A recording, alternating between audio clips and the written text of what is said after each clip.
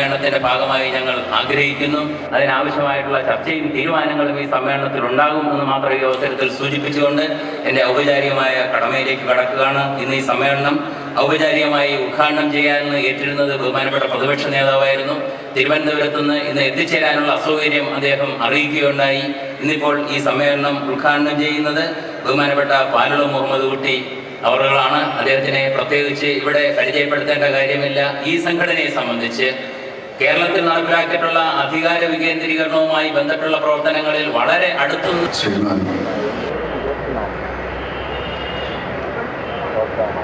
Ponnani MLA Sreeramakrishnan,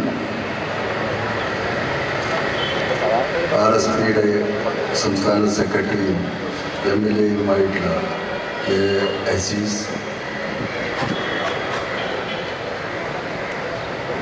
CK Nanu MLA, Kadannappally Ramachandran MLA,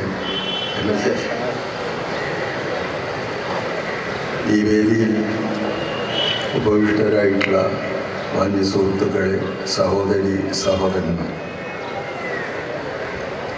KGA എന്ന സംഘടന അതിൻ്റെ 46ാമത് സമ്മേളനമാണ് ഇന്ന് മുതൽ ആരംഭിക്കുന്നത്.